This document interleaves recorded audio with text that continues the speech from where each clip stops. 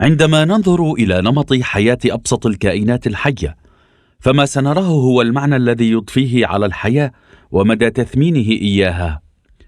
إنه نمط من المعاني التي تمد تلك الكائنات بالقدرة على التكاثر إلى ملايين الأنواع، والتحث على توغل الجذور حتى في أعتى الصخور، وعلى مواصلة الوجود حتى في ثنايا القطب المتجمد عندما تتطلب الحاجة، وعلى الطيران إن لزم الأمر، وعلى التمكن من تطوير تقنيات لا متناهية لا تطالها اكتشافات الإنسان ولا تخطر ببال بشر. أما فيما يتعلق بمجتمع المدنية، فما هي المعاني أو اللامعاني التي يمتلكها، فيما خلا قدرته على إفراغ وجود الحياة الأرقى من معانيها عبر الكذب والرياء والزيف والعنف المنظم منذ بداياته، وعبر إيصالها إلى شفير الانتحار في مراحلها الأخيرة.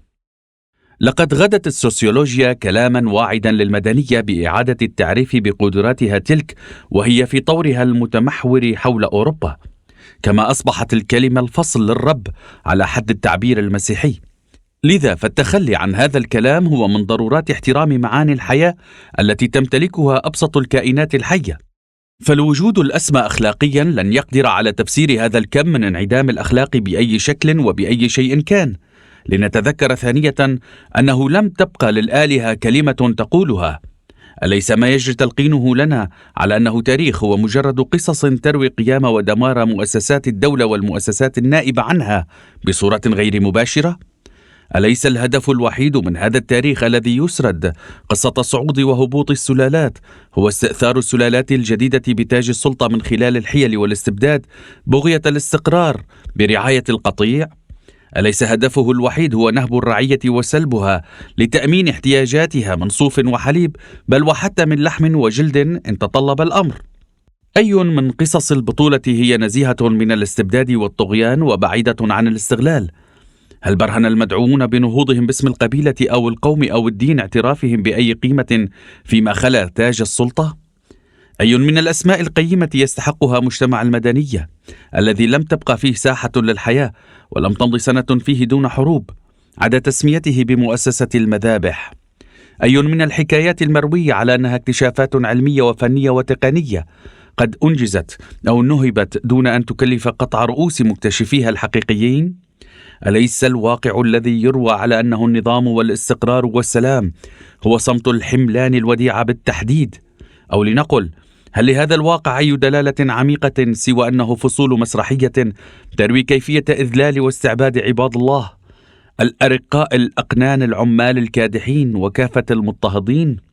بالإمكان زيادة التساؤلات إلى ما لا نهاية بشأن هذه المدنية والتوغل التدريجي فيها بلا حدود، لكن ما يثير الدهشة بالأصل هو التجرؤ وبكل وقاحة على طرح هذه الحكاية على أنه التاريخ المجيد والدين المقدس وملحمة العشق والجمال والاكتشاف المذهل والجنة الموعودة والصداقة واللباقة وضرورة من ضرورات التحالف، بل وكأنها مسيرة القدر المحتوم للبشرية. لا ريب أن مرامي من طرح هذه الأسئلة هو اهتمامي العميق بكل ما أبداه جميع المقاومين من بطولات باسلة وبما سطروه من ملاحم عشق وهيام تمثل جوهر الصداقة الحقة في سبيل الحياة التي لا معنى لها سوى الحرية، واعتنائي بأقوالهم الأخيرة التي لم تقل بعد، والتزامي العميق بذكراهم بكل تقدير وإجلال. وإذا كان المطلوب هو التحصن بالأشواك كما الشجرة التي تحمي زهورها اليانعة بأشواكها، فإن القيام بذلك يعني معرفة أصول الصراع في سبيل صون حياة الإنسان الحر الذي ربما تكون قوة المعاني لديه في منتهى الجمال. باء. لننتقل قليلا من أحكامنا الخلقية إلى أحكامنا النظرية. من المهم للغاية استيعاب مصطلح التمايز الطبقي الذي طالما ذكره المعارضون في عهد الحداثة الرأسمالية، وإدراكه من جميع نواحيه وبالأخص من حيث دوره في المسار التاريخي، وإلا فلن يذهب هذا المصطلح أبعد من التحول إلى إحدى الأدوات إسدال الستار على علم المعنى بغية طمسه، والثرثرة واللغط الديماغوجي الأكثر سذاجة. الخاصية الأولى التي يجب معرفتها لإدراك التمايز الطبقي بحق هي أنه يشكل الذراع والساق المسيرتين للقوة الممنهجة، فهذان العضوان لوحدهما لا معاني قيمة لهما.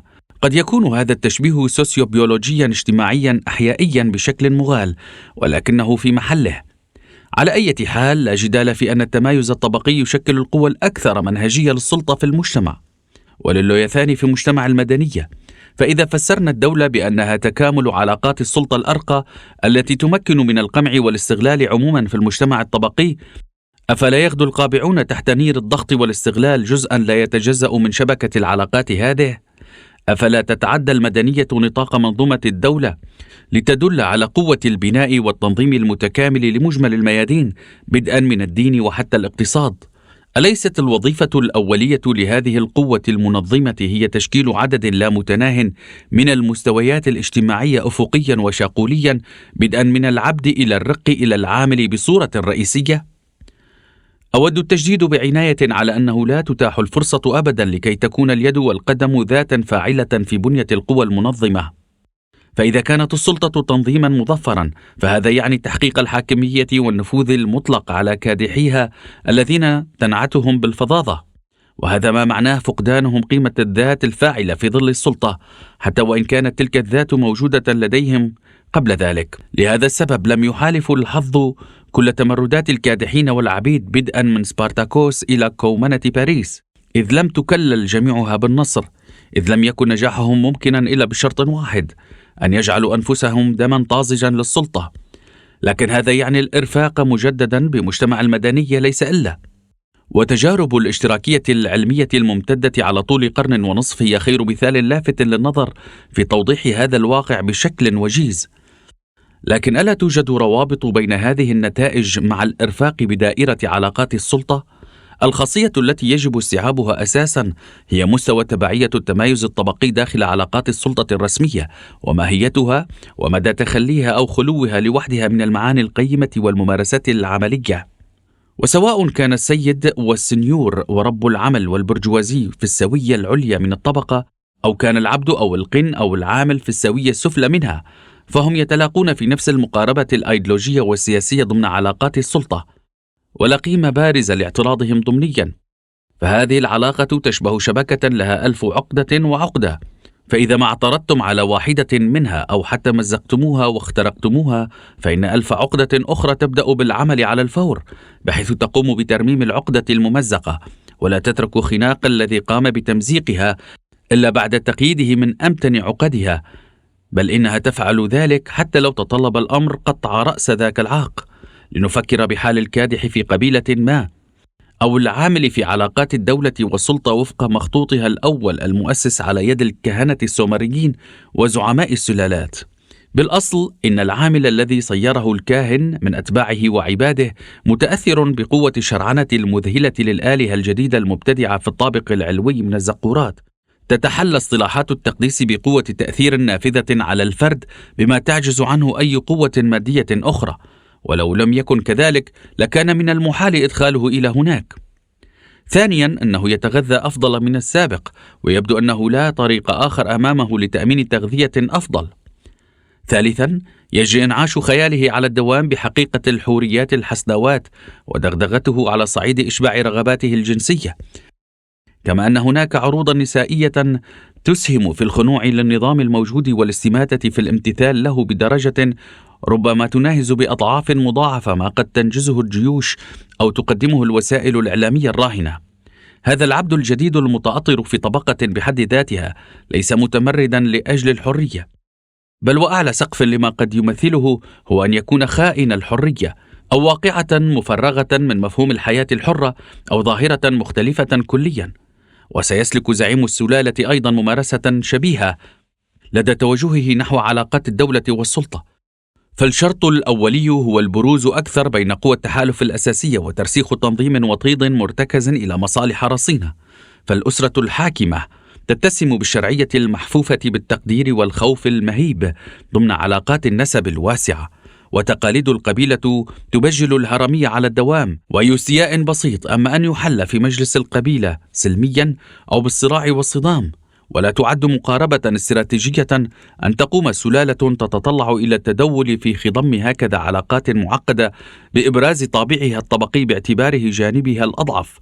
أود القول إن التمايز الطبقي هو من أهم طبائع ومميزات المدنية، لكن المعاني الاستراتيجية المتخذة أساسا في الثورات الطبقية بعيدة عن نيل النتائج المرجوة عمليا.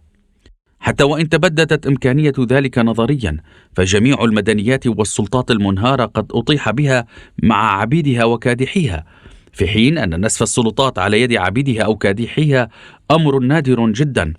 وحتى لو حصل، فإن السلطة الجديدة لا تعبر عن شيء أكثر من كونها آلة للمزيد من الجور والاستغلال، بحيث يترحم المرء على سابقاتها.